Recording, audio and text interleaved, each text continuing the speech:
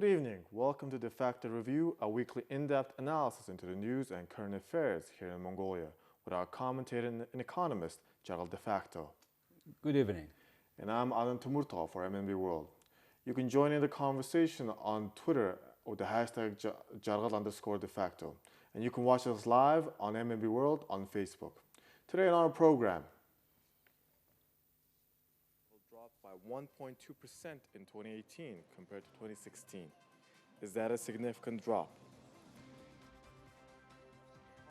Erdenes, Mongolia, LLC is the country's biggest state-owned mining company. It has evolved to become a complex conglomerate, but one with very little transparency. What should be done to make changes?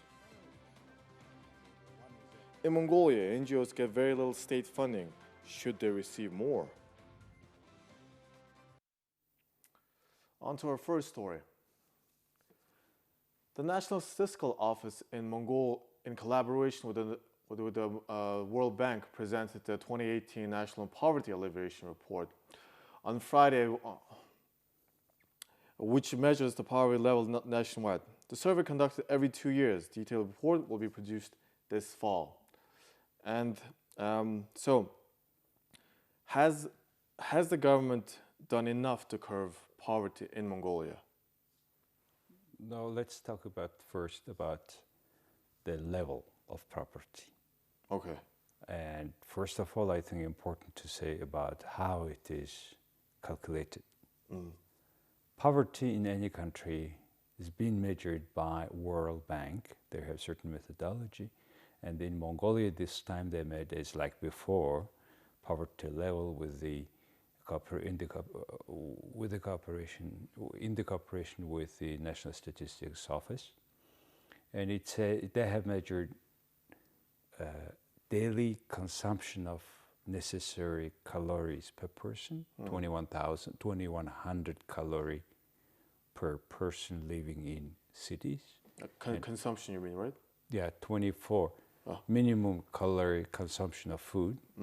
And 2,400 in rural areas.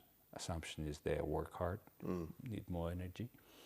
And the money that you need to buy those calories, depending on, of course, the specifics of the country, people differently use that.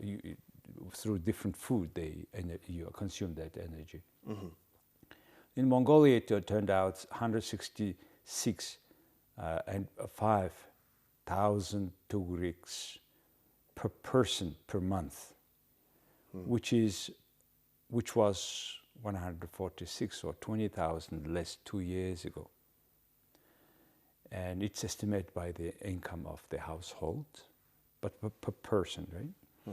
And average consumption of Mongolians this year, 2018, was 2,079, almost 2,080,000 tugriks per person per month. So what does it show? It shows that almost the average consumption of a citizen have increased, but the price increased. Yes. So substantially not much additional calories or something. It is in that way the composition of that income is consistent. Well, what does it show also? This poverty level is today 940,900 people are living under that level. Yes.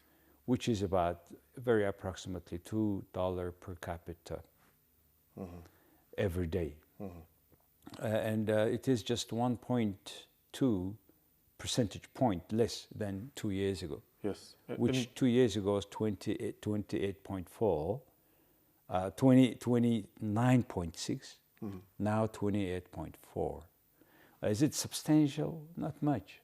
Yes. But however, if you account the change of population amount and the level of income, though it means some 30,000 person came out from poverty.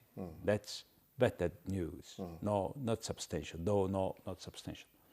And also living standards in city and rural areas are different. In the city, in urban areas, this poverty level a little bit increased 1 point. But in the rural areas, decreased Yes. about 4%, Yes. which, if you look for why, then it turned out the price for Kashmir had increased 50% for the last 2 years, and for meat also a little bit. So altogether, it shows that the rural areas, Mongolians, receiving more family income than the city. But is it equal all around IMAX? No. No. Out of 21 IMAX, only Bayingulgi, Orkhung, Hupskul, Dorngoib, Dondogoib, Umungoib 2. Those IMAC people live a bit above the average income in the country. Yeah. So the rest, which I have not mentioned, are living under the average. Yeah, Umunrov showed a substantial decrease. Almost, the poverty level was almost at 11%. Decreased, yes, substantially, due to the large projects in the IMAC. And do you agree? What do you think? Again, what do you think? There is the root cause of poverty in Mongolia. What can we do to make significant reductions? Well, first, what are those reasons making people poorer? Well, like in any country, first of all, it is job. And jobless rate is not substantially decreasing. Yes. Why? Because major job creation industries, or in other words, smallest, more working, functioning industries like mining industry, construction, infrastructure building, in those industries, a private company can hardly work without connection with the state government officials, which hints a lot on the level of corruption, which is not decreasing. One reason. Second reason, still the financing of businesses is still very expensive in this country, above 24%, at least 20% and above. There's very little businesses, few businesses that can make that much money, paying 24% to the state, to the bank where they have borrowed money, and making also some profit. That's why in Mongolia, this level of poverty is not decreasing substantially. That's a major reason. And it is also because why we don't have these two reasons I just said. Also, when the jobless rate is not decreasing, then the total productivity of the society is not increasing. But money comes expensive. Productivity should be more than inflation in ideal world, which is not the case in Mongolia. Why productivity is not increasing?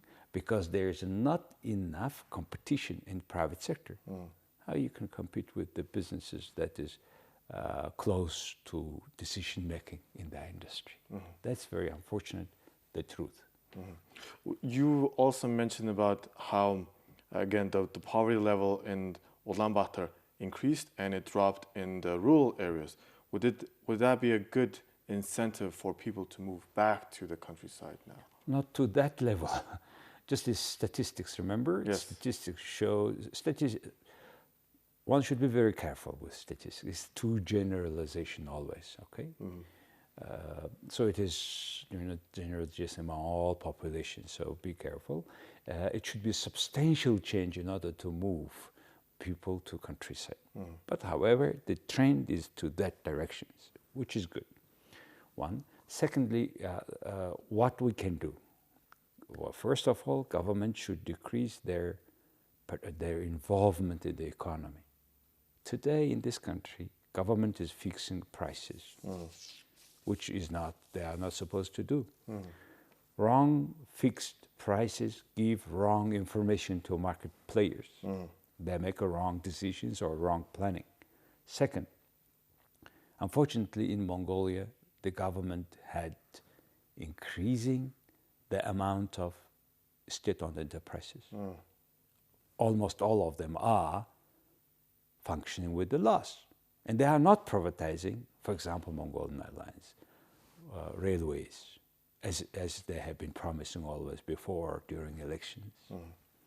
Third, government has still state bank, not effective, many vice presidents, maybe 5 times more than a normal commercial banks. The fourth is we are not implementing completely what we have agreed with International Monetary Fund when they have promised 5.5 billion US dollar, out of which only the part of IMF, $400 million, came in, the rest is not coming. Why? Because Mongolian commercial banks are not sufficient enough transparent. We have a risk to be gray listed this fall for possible money laundering or terrorism financing. If it is, we are gray listed, then you know what happens? All correspondent banks with Mongolian commercial banks stop. They're accepting their transfer and our credit card. That obviously people don't want. So these are the things what we should fix in Mongolia to have more meaningful jobs. That means more meaningful living standard for the people. Because it is not there, people are running away from Mongolia to Korea. 10,000 people applying almost every day. And many Mongolians are already now living in Korea doing the jobs that Koreans don't want to do. So it should be shameful. Well, speaking of state-owned enterprises, on to our next topic. On Wednesday, the Institute of Natural Resources and the International Institution of Natural Resources, or NIMA, organized a conference on uninterrupted growth. Erdenes, Mongolia, the meeting presented the results of the independent assessments of Erdenes Mongol's operations through the 2017 addressed issue of corporate governance, as well as the future of the company. So Erdenes Mongolia is one of the biggest state-owned companies in Mongolia. So what conclusions did you make from looking at the Erdenes Mongol's report? Thanks to such institute like NRGI, National Natural Resources Governance Institute, it's international institute, Yes. that are reporting every year the state of state-owned enterprises transparency, governance for almost about 60 or so countries that is living or driving the economy with the help of mining. Yes. So thanks to this institute, we have a very clear picture of the largest state-owned enterprise called Erdenes Mongol. Yes. And under Erdenes Mongol, there are some 15 to 20, I think by now, companies that some of them have so-called 34% of the strategically important deposits in the country. Yes. Okay, owning is one thing, running is completely different thing. That's what is, thanks to this report, came clear for us. For me, my conclusion is Mongolian state-owned enterprises like Erdenes Mongolia is still very politicized, kind of mafia type of structure, and the people are misusing our funds. That's what I would say as a conclusion. Why? Because it turned out, and we did not know, Erdenes Mongol is supposed to have auditing only by state companies. Yes, yes. Terrible. It's our money. Why state should control it? And that's one of the reasons why the corruption isn't going down in the country. The other thing, Erdenes Mongol, like Mongolian government, has been changing their CEO almost every second year. There was a man, Zaricht Inbish is, they look for him through to Interpol. Then Dolgorjev, Sam Boeing, Bimp Saichen, Tumun Tsokt, Kanghu, all of them were working less than 2 years. So what do you expect when the CEO of the company is coming only for 1.5 a year? Do you expect clear-cut corporate culture set there? No. So that's what we learned from. And all of them are representing some political interests, not our interests, our business interests. That's the problem. Yeah, the company used to only operate in mining, but now it's grown to a huge conglomerate almost. It has restaurants even. And the report concludes that the legal status of Erdenes Mongolia is still uncertain. Is it necessary to issue new laws to regulate this company? There are many, turned out, hundreds, many dozens companies Erdenes Mongolia owns, including hotel, restaurant, some production of steel balls, marketing, management of property, etc., etc. It's very clear, shows that how much the state companies can do without any limitations. Because it is not clarified by laws clearly what they are supposed to do and not supposed to do. They're supposed to be a mining company, no? Yes. Then they are running everything. And all of them have, many of them have already a loss. And it says now, this Erdenes Mongol has $350 million debt for the company, which just owns those shares, and then having $350 million debt. This is unacceptable. But like many other state-owned companies in Mongolia, they are running like this. Yeah. That's why they keep changing their CEO every second year. And those guys are the most just leaving the company. That's it. But they would argue that in the last 2 years they made some profit, though, right? Well, these companies are not making profit. Last 2 years, yes, some thanks to Erdenes Town only. With OT, we cannot talk about profit because the operation in full scale even not started. OT, by the way, owns a lot of money to international bankers. And yet, from their functioning, they pay substantial amount of the tax. So is it possible to make the company like the Singapore's state-owned Temasek Holdings, which is also a very huge state-owned company in that regard? You should be bold enough to make such a statement, or we can call it, you can call it, it's a daydream. With our current government and situation with corruption and the state-owned enterprises like this working like this, as we have mentioned earlier, you cannot talk about, even compare with Temasek. Temasek thinks 50 years ahead. These guys cannot think 2 years ahead because they are changing. Yeah. So do you think they should have stayed only with the mining then and not expand?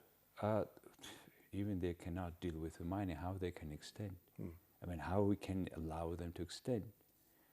So they have not been reporting any report from 2006 to 2015. Yes.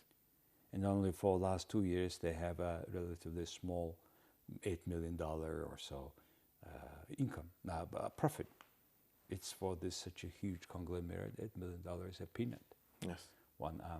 Secondly, the leadership of Erdenes Mongol and all daughter companies, about 20, they are not ever elected or selected based on merit.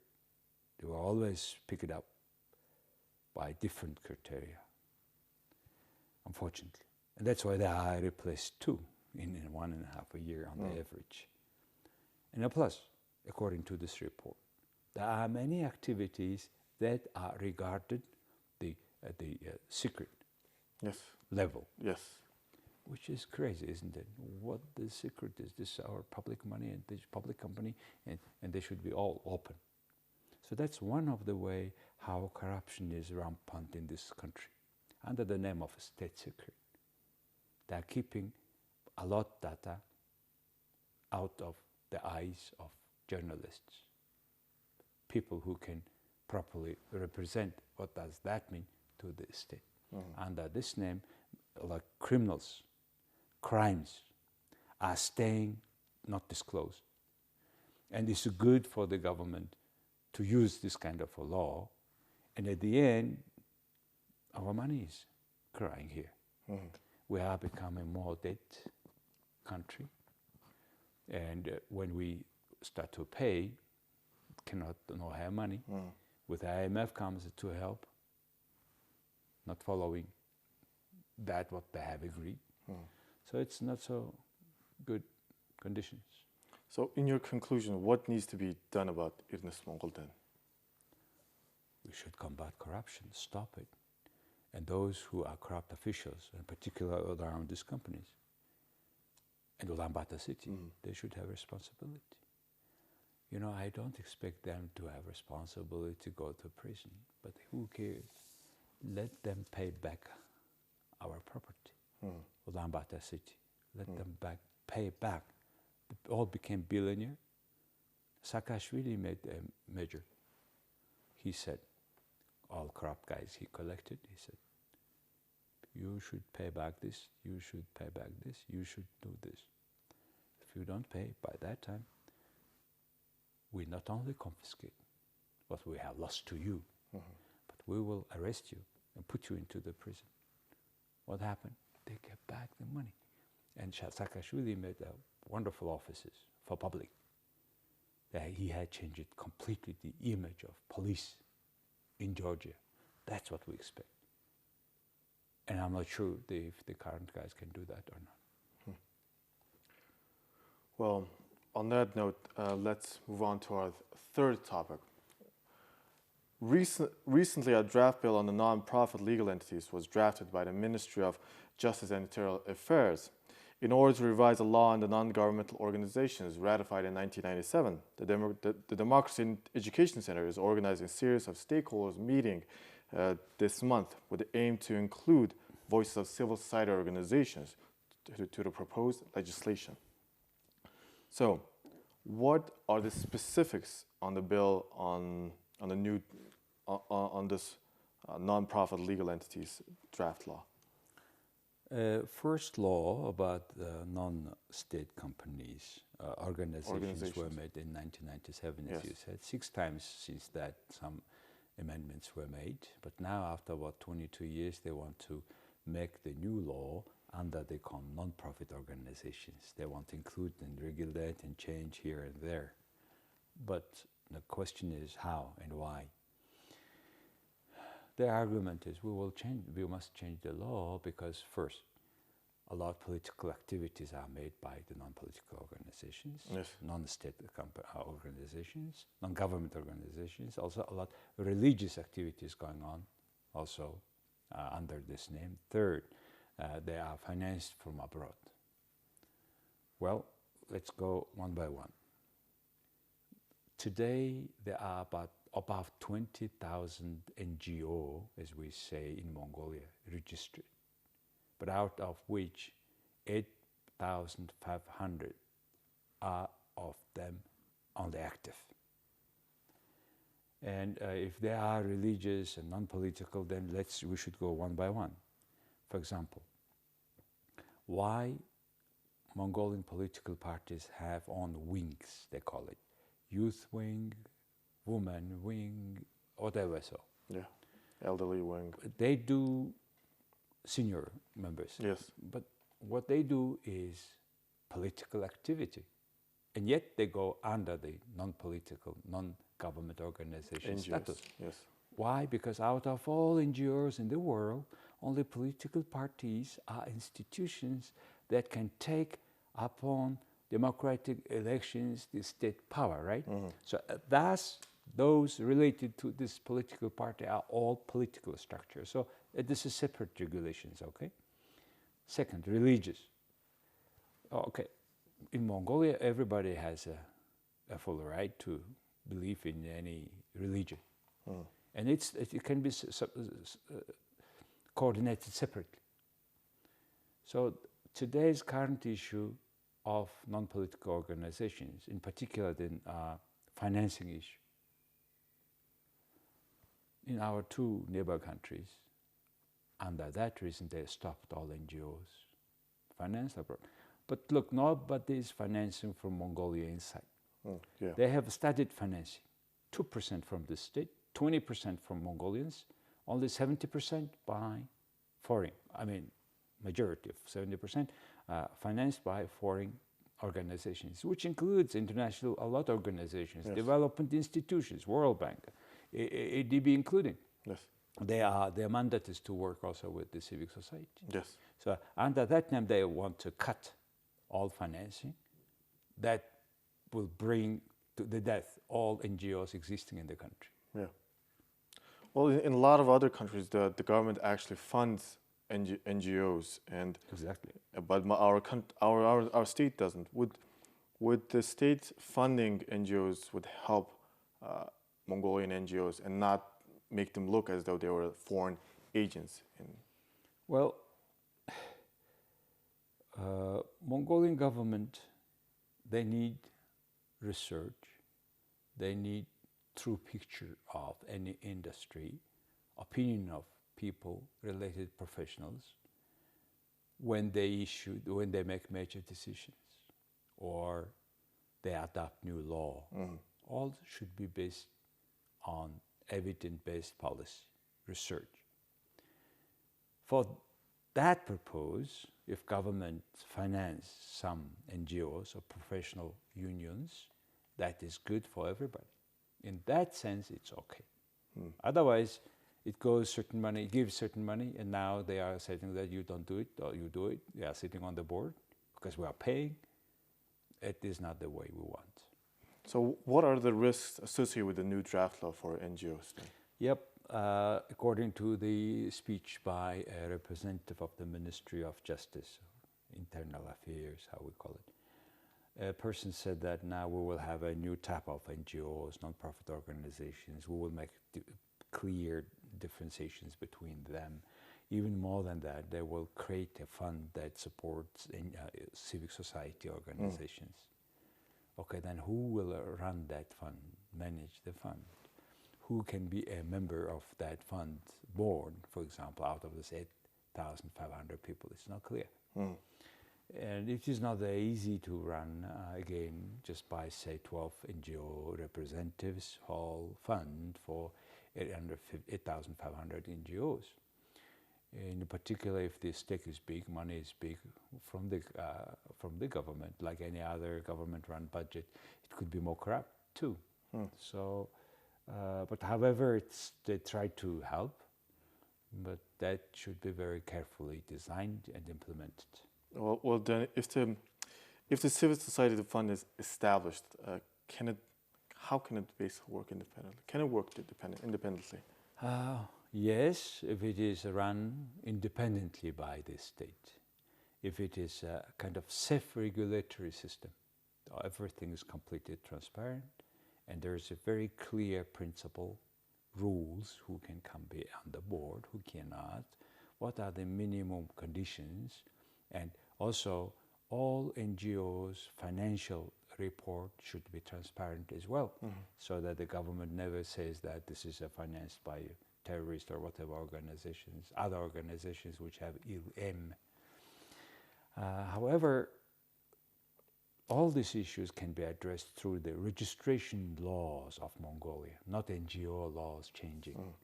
So that particular aim to change this law is giving that suspicious thinking that once government can do through the regulation law, state registration law, why they would do it changing the NGO laws.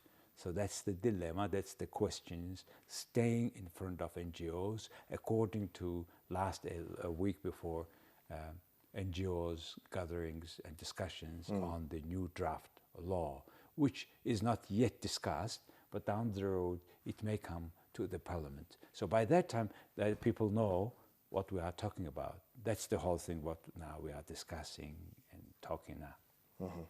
Well, hope that there's a good changes to this new draft law, and it hopefully actually benefits our non-governmental organization in Mongolia. Well, on that note, that's all the time we have for today. Thanks for watching Defacto, Jargal Defacto review on MMB World. See you next week at this time on this channel. Thank you.